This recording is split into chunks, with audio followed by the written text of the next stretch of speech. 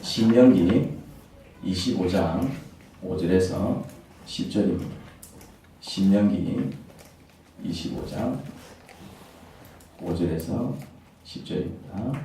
성경을 봉독한 뒤에 저희 가정에서 복음을 하도록 하겠습니다. 복음송 19번 합니다. 신명기 25장 5절에서 10절입니다. 제가 봉독하겠습니다. 형제들이 함께 살다가 그 가운데 한 사람이 아들이 없이 죽었을 때에 그 죽은 사람의 아내는 딴 집안의 남자와 결혼하지 못합니다. 남편의 형제 한 사람이 그 여자에게 가서 그 여자를 아내로 맞아 그의 남편의 형제된 의무를 다해야 합니다.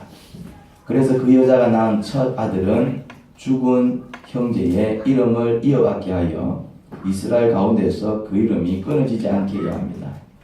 그 남자가 자기 형제의 아내와 결혼하는 것을 기뻐하지 않을 경우에 홀로 남은 그 형제의 아내는 성문 위의 회관에 있는 장로들에게 가서 남편의 형제가 자기 형제의 이름을 이스라엘 가운데서 잊기를 바라지 않으며 남편의 형제의 의무도 나에게 하지 않고 있습니다 하고 호소해야 합니다.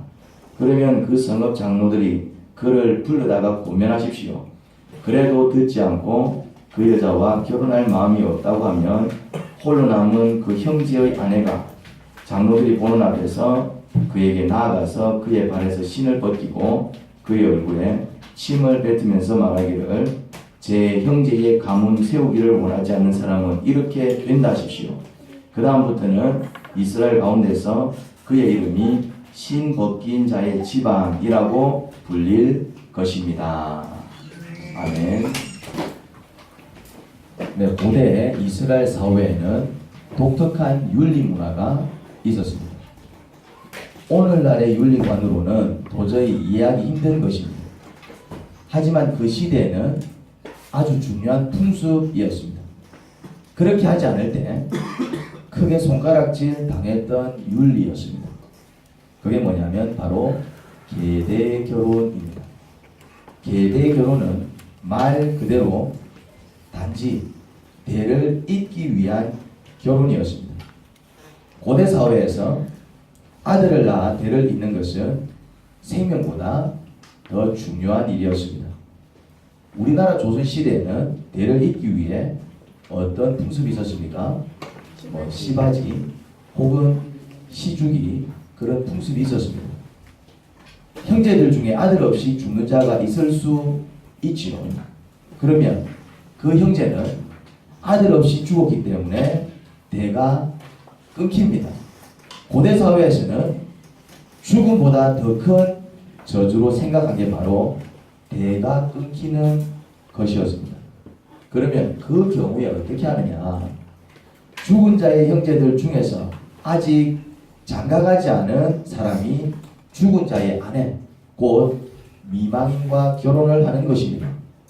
형이 아들 없이 죽었다고 하면 그의 동생이 형수랑 결혼을 하는 것입니다. 그렇게 해서 낳은 첫 아들로 누구의 대를 잇게 하죠? 형의 대를 잇게 하는 것입니다. 동생이 형수랑 결혼해서 낳은 첫 아들로 누구의 대를 잇느냐 하면은 죽은 아들 없이 죽은 형의 대를 잇게 하는 것입니다. 그리고 둘째 아들부터 자기 자녀 삼아서 자기 대를 이어나가는 것입니다.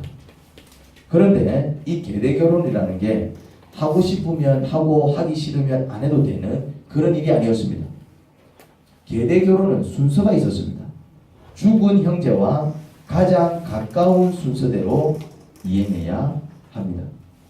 근데 가장 가까운 순수의 형제가 도저히 형수랑 결혼해서 형의 대를 잇는 일을 해줄 수 없을 때는 같이 읽은 본문의 9절 10절의 의식을 통해서 그는 형제의 도를 다하지 못한 아주 부도덕한 사람으로 간주되었습니다. 9절과 10절을 다시 보면 이렇지요. 홀로 남은 그 형제의 아내가, 이 말은 무슨 말입니까? 과부가 된 아내를 얘기하는 것입니다. 미망인이 된 아내를 얘기하는 것입니다. 장로들이 보는 앞에서 그에게 나아가서, 그는 누굽니까? 형제의 도를 다하지 못한 동생을 얘기하겠죠. 그에게 나아가서 그의 발에서 뭘 벗기고 신을 벗기고 그리고 그의 얼굴에 뭘 뱉으며 침을 뱉으면서 말합니다. 자기 형제의 가문 세우기를 원하지 않는 사람은 이렇게 된다. 그렇게 하십시오 라고 얘기하고 있습니다. 그 다음부터 이스라엘 가운데서 그의 이름이 어떤 집안이라고 불린다고요? 신 벗긴 자의 집안, 형제의 도를 다하지 못한 사람, 그런 집안, 이제 이런 오명을 듣게 되는 것입니다. 이제 이 오명이, 이 불명예가 평생 쫓아가는 것이죠. 그런데 말이 계대 결혼이지 이게 쉬운 일이 아닙니다. 죽은 형제의 미망인과 결혼한다. 이게 말이 쉽지 현실적으로 간단한 문제가 아닙니다. 내가 혹 사랑하는 사람이 있다. 근데 어느 날 형이 아들 없이 죽었다. 그런데 형제의 도를 다하기 위해 사랑하는 사람과 헤어지고 형수랑 결혼한다. 어떻습니까? 쉽게 결혼할 수 있겠습니까? 어른들은 형의 대를 위해 만약 그 형이 장자요 장손이라면 대를 잇는 일은 더 중요해질 것이고 그 의무를 동생에게 요구할 때 당사자의 입장은 어떠하겠습니까? 이거 미칠 노릇입니다. 형수랑 결혼하는 일도 끄림칙한데 심지어 사랑하는 사람과 헤어져야 하니 이거 정말 돌 노릇이지요. 만약 죽은 자에게 형제가 없으면 어떻게 됩니까? 그러면은 이 계대 결혼의 의무가 누구한테로 넘어간다? 가까운 친척한테로 넘어갑니다. 사촌한테로 넘어갑니다. 그때도 마찬가지 가장 가까운 친척 순서로 계대 결혼의 의무를 행해야 합니다. 우리 성경을 하나 더 찾아보도록 하겠습니다. 루기 3장입니다. 루기 3장입니다. 사사기 다음에 루기가 나옵니다. 루기 3장 1절부터 7절까지입니다. 우리 루기 같이 보도록 하겠습니다. 제가 한번 읽어보도록 하겠습니다. 루기 3장 1절부터 7절까지는 이런 내용입니다. 시어머니 나오미가 룻에게 말하였다. 얘야, 네가 행복하게 살 만한 안락한 가정을 내가 찾아보아야 하겠다. 생각하여 보렴. 우리의 친족 가운데에 보아스라는 사람이 있지 아니하냐? 네가 요즘 그 집 여자들과 함께 일하고 있다. 잘 들어보아라. 오늘 밤에 그가 타작마당에서 보리를 까부를 것이다. 자, 우리의 친족 가운데에 보아스라는 사람이 있지 아니하냐? 이게 무슨 말입니까? 니랑 계대 결혼할 사람이 보아스가 아니냐 이 말인 겁니다.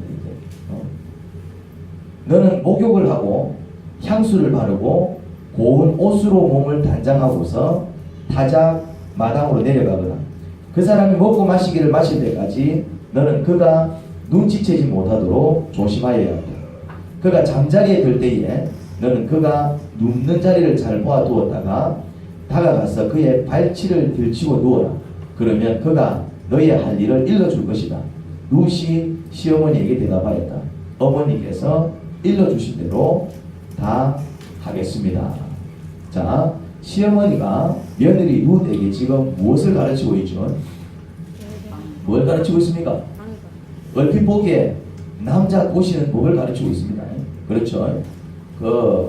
이 보아스가 이제 낯가리를 하고 잠을 잘 텐데 집에서 자는 게 아니고 이제 아마 이렇게 간단하게 이제 들판에서 텐트 비슷하게 뭘 치놓고 이제 자나 보죠.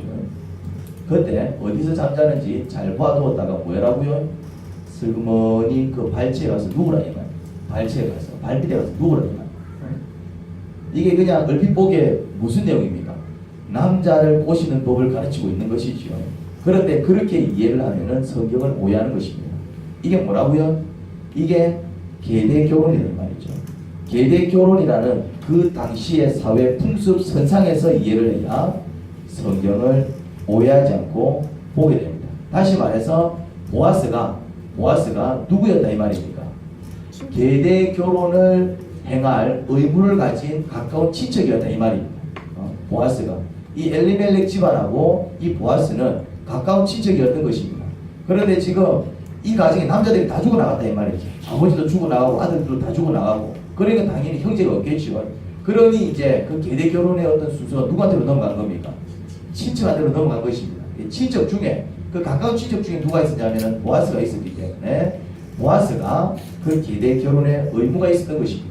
그래서 그 자를 찾아가서 계대 결혼을 한번 준비해보자, 그 얘기인 것입니다. 이게 단순히 시어머니가 며느리한테 남편 보시는 법을 가르치네, 그런 어떤 우리의 어떤 문화 속에서 이해를 하면 안 됩니다. 그 당시 계대 결혼이라는 풍습 속에서 이해를 하면은 부분을 오해 없이 볼 수 있습니다. 루기 3장 6절에서 13절 그 이하의 내용을 보면은 6절 7절에서 룻은 시어머니가 시키는 대로 해요. 시어머니가 일러준 대로 진짜 몸을 단장하고 가서 보아스가 어디에서 자리를 잡고 눕는지 봤다가 그 밤중에 슬그머니 들어가서 어떻게 합니까? 발치에 누워요. 그런데 8절 보니까 한밤중이 되어서 보아스는 어떤 여인이 그의 발밑에 누워있는 것을 알게 됩니다. 골아 떨어졌다가 이제 새벽쯤에 으스시해가 추워서 일어났는데 뭐가 밑에 있어. 봤더니 곱게 단장한 한 여인이 자기 발밑에 누워있는 거야. 그때 이 보아스는 야 이게 왜 떠? 그러면서 발치에 누워있던 여인을 가슴에 품고 뜨거운 밤을 보냅니까? 아닙니다. 10절에서 이 보아스는 룻을 칭찬합니다. 룻을 칭찬하는 내용이 나와요. 그리고 11절에서 이 보아스가 룻에게 호감이 있음을 밝힙니다. 11절을 자세히 보면은 이 보아스가 룻에게 호감을 가지고 있었어요. 그런데 12절을 보니까 보아스가 어떻게 합니까? 계대 결혼의 순서를 따져요. 무슨 말이냐면은 나보다 어떤 친척이 있다고요? 더 가까운 친척이 있다. 더 가까운 친척. 그거는 무슨 말입니까? 계대 결혼에는 순서가 있다 그랬죠.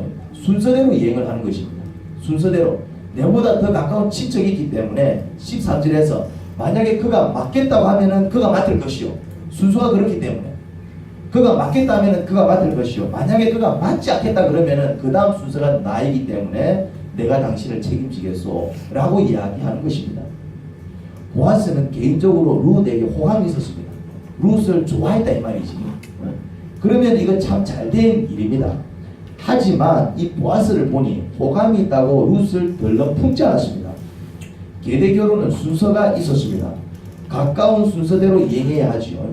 보아스는 룻에게 호감이 있었지만 그는 언제나 그의 감정이나 그의 바람보다 무엇이 항상 먼저였다? 율법의 가르침이 먼저였어요. 율법에서 뭐라고 얘기하고 있느냐? 항상 그것을 먼저 염두에 뒀어요. 자기의 감정도 있었을 것이고 자기의 바람도 있었겠지만은 그런 것을 앞세우기보다는 보아스는 항상 어떤 일을 처리할 때에 언제나 뭘 먼저 앞세웠다고요? 하나님의 가르침, 율법의 가르침을 먼저 앞세웠었어요. 율법의 가르침에서 계대 결혼은 그 순서가 있었습니다. 가까운 순서대로 이행해야 했지요. 루기 4장 1절에서 6절을 보면은 이제 보아스가 계대 결혼을 본격적으로 준비를 합니다. 그래서 1절을 보니 4장 1절입니다. 보아스가 성문 위 회관에 앉아서 어떻게 하느냐면은 자기보다 순서가 가까운 그 친척이 지나가서 부릅니다. 불러요. 그리고 이제 2절에서 성읍의 이제 원로들을 청해서 그 일의 증인으로 세웁니다. 이게 이제 지금 계대 결혼을 준비해가는 어떤 과정입니다. 그래서 이제 3절에서 이렇게 얘기하죠. 당신이 나보다 더 가까운 친척이니까 엘리멜렉의 땅을 사라 이렇게 얘기합니다. 엘리멜렉의 땅을 사라. 그래서 이제 그 집안을 네가 책임을 져야 된다. 엘리멜렉의 땅을 사라. 이제 그런 이야기를 하지요. 그러니까 4절에서 그 사람이 뭐라고 얘기합니까? 그 땅을 사겠다. 내가 그 집안을 책임지겠다. 라고 얘기를 해요. 그래서 이제 5절에서 보아스가 이렇게 얘기합니다.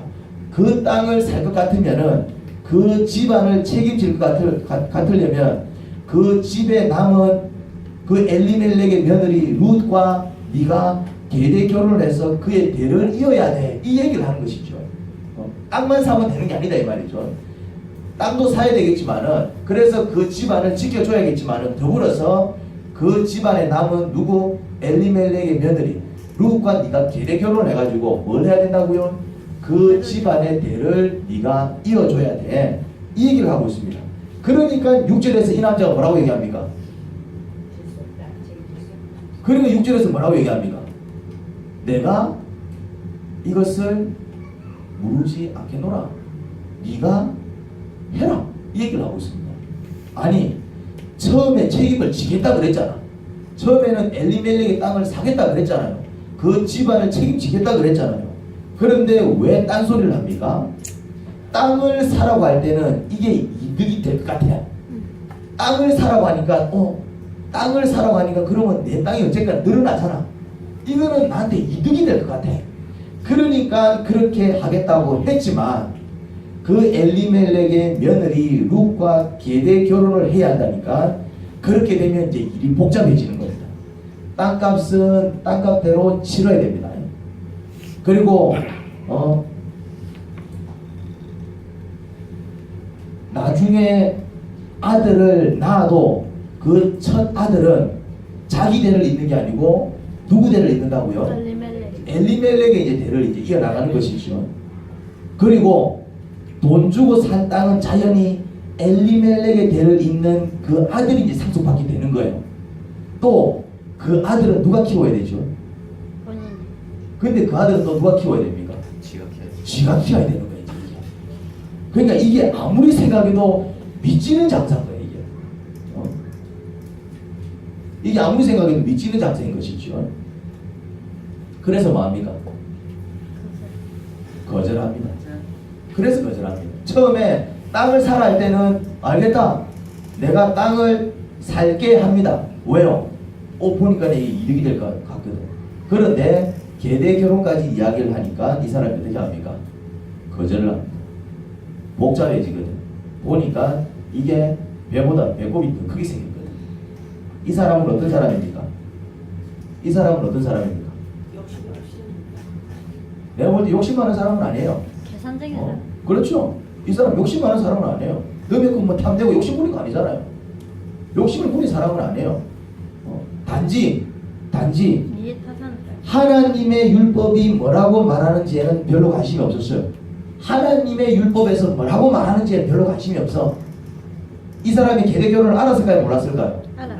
모를 수가 없습니다. 그리고 율법에서 계대 결혼에 대한 어떤 율법의 가르침이 있는 줄 알았을까요? 몰랐을까요? 모를 수가 없습니다. 유태인들은 태어날 때부터 뭘 듣느냐 하면 율법을 들어요. 태어날 때부터 배당에서 뭘 듣느냐 하면은 부모가 읽어주고 배당장 읽어주는 율법을 듣는다 이 말이지. 유태인들은 정상적으로 성장한 유태인의 가문에서 정상적으로 성장한 유태인들은 율법을 달달달달 외웁니다. 왜요? 귀에 닿지가 않도록 듣거든. 그 사람들은 율법에 무슨 말씀이 적혀 있는지 그 사람들이 모를 수가 없어요. 모를 수가 없어요. 이 사람이 율법에 이 계대 결혼에 대한 하나님의 가르침이 있는 줄 알았을까요? 몰랐을까요? 알았을 뿐만이 아니고 잘 알았습니다. 하지만 그에게 덕이 된다 싶으면 그렇게 하고 손해가 될 것 같으면 그렇게 하지 않는 사람입니다. 우리는 이런 사람을 뭐라고 부릅니까? 똑똑한 사람이에요. 똑똑한 사람. 이 똑똑한 사람이에요. 사실은 똑똑한 사람이다 이 말이죠. 이런 사람들이 잘 삽니다. 실속이 있잖아요. 덕이 되면 하고 손해볼 것 같으면 안 해요. 그러니 잘 산다 이 말이지. 그렇지 않습니까? 이런 사람들이 잘 살아요. 이런 사람들이 돈을 잘 법니다. 근데 정말 잘 살까요? 잘 살 것 같지요. 하지만 이 사람처럼 잘 살 것 같았는데 폭삭 망한 사람이 누굽니까? 엘리멜렉이었습니다. 고향에 기근이 들어 다 굶어 죽게 되었을 때 이민을 떠났죠. 이건 정말 멋진 계획이었습니다. 왜 그렇게 했을까요? 실속하기 때문에 그렇습니다. 실속하기 때문에. 무엇이 나에게 덕이 되는지 알았기 때문입니다. 기근든 땅에서 친척들에게 퍼주다 보면 같이 망하겠죠. 그러니 다 같이 망하기 전에 제사 정리해서 가족을 데리고 이민을 떠났습니다. 잘 살 것 같았습니다. 근데 뜻하지 않은 일을 당해 그 가정이 폭삭망하고 말았습니다. 이유가 뭡니까? 이유가 뭡니까? 그 가정이 폭삭망한 이유가 뭡니까? 하나님의 도움이 필요할 때 하나님의 도움과 보호를 받지 못했습니다. 이유는 그거예요. 하나님이 그 가정을 망쳤을까요? 아닙니다. 하나님이 그 가정, 그 남자를 다 죽게 만들었을까요? 아닙니다. 아마 그 남자들이 풍토병에 죽었을 가능성이 높아요. 풍토병. 여러분 혹시 풍토병 압니까? 풍토병이 뭡니까? 땅하고 물하고 그 본토인들은 그 지역에서 큰 문제가 없어. 왜 그렇습니까? 그 지역에 대한 능력을 가지고 있기 때문에. 근데 외부인이 그 지역에 오면 어떤 일이 벌어집니까? 죽어나가는 게 풍토병입니다. 풍토병 뭔지 알죠? 왜 외부인은 그 지역에 대한 능력을 가지고 있지 않기 때문에. 그런데 이 엘리멜렉 가족들은, 여자들은 면역력이 있었는지 모르겠지만은 남자들은 그 지역에 대한 면역력이 없었을 가능성이 높아요. 그렇게 다 죽어나간 것을 보면. 그런데 그것을 하나님께서 지켜주실 수 있었다 없었다? 얼마든지 지켜줄 수 있습니다. 하나님이 그깟 질병을 못 지켜주시겠습니까? 하나님께서 그깟 풍토병을 못 지켜주시겠습니까? 하나님께서 그깟 그 모든 질병을 못 지켜주시겠습니까? 그런데 그런 질병을 당하도록 그냥 내버려 두신 이유가 뭘까요? 왜 보호를 해주지 않았고 왜 그들을 지켜주지 않았을까요? 율법대로 살지 않았어. 그들이 하나님을 떠나버렸기 때문입니다. 그들이 하나님의 보호를 떠나버렸기 때문입니다.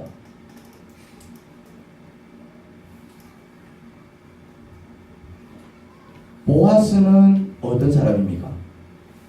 기근이 들었을 때 가난한 동족에게 퍼주었습니다. 추수 때 가난한 자들이 이삭 주우러 왔을 때 마음껏 죽게 해주었습니다. 손해보는 짓입니다. 그렇게 해서 부자가 될 수 있을까요? 그렇게 해서 부자가 될 수 없죠. 우리 상식에는.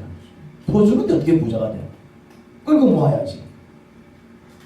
룻과 계대 결혼하는 것은 인간적으로 볼 때 미친 짓에 가깝습니다. 왜 그럴까요? 그 가정은 남자들이 다 죽어나간 아주 절망적인 집이었습니다.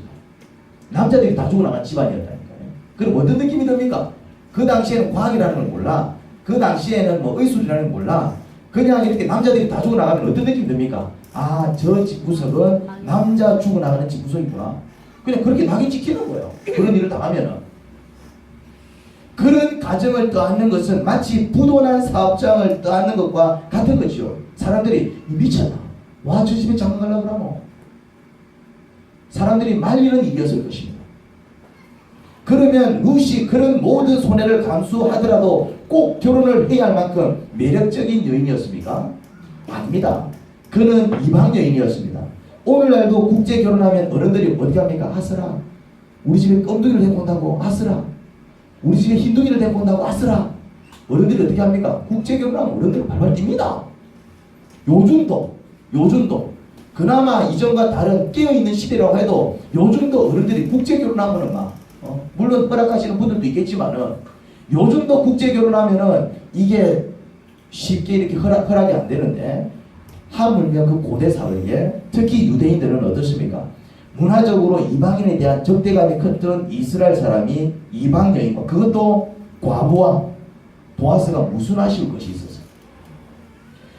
보아스가 걸어간 행보는 인간적으로 볼 때 사실 등신에 가깝습니다. 근데 그가 그렇게 한 이유가 무엇입니까? 보아스가 그렇게 한 이유가 뭡니까? 보아스가 그렇게 한 이유가 뭡니까? 율법에서 그렇게 가르치고 있기 때문에. 율법에 그렇게 적혀있다 이 말이지. 율법에. 동족이 가난해지면은 떠나가지 말고 좀 가진 자들이 뭐 해라고요? 퍼주라. 율법에 그렇게 적혀있다 이 말이지. 그리고 추수할 때 이삭을 다 줍지 마라. 오히려 떨어뜨려 가면서 이삭을 주어라. 왜 그렇게 했습니까? 율법에 그렇게 적혀있더래. 율법에.